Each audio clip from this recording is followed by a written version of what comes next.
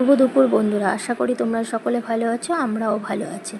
আমরা আজ গেছিলাম দেখো মায়াপুরে ইস্কন মন্দিরে। অনেক দিন ধরে যাওয়া হচ্ছে না, আজকে প্ল্যান হলো, চলে গেছি। ছোটো বোনের বর, আমি, আমার হাজব্যান্ড, আমার ছেলে, মানে ছোটো বোনের বর মানে ওদের রেজিস্ট্রি হয়ে গেছে। এই দেখো মায়াপুরের মন্দির, এই দেখো আমরা সব লঞ্চ ঘাট পাড়িয়ে যাচ্ছি ওই পারে নবদ্বীপ থেকে।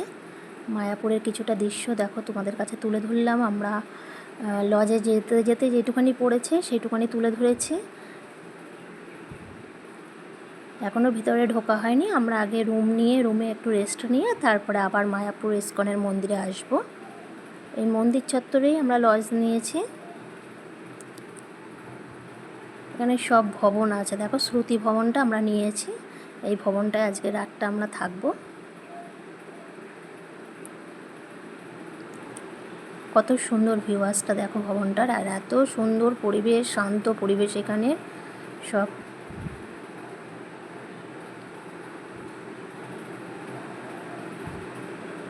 যে আমরা যাচ্ছি এবার একটু রেস্ট নিয়ে গোশালায় গেছিলাম। দেখো কি সুন্দর গোশালাটা, কত গরু একসাথে। Okay bye, tata. আমার ভিডিওটা কেমন লেগেছে বলো।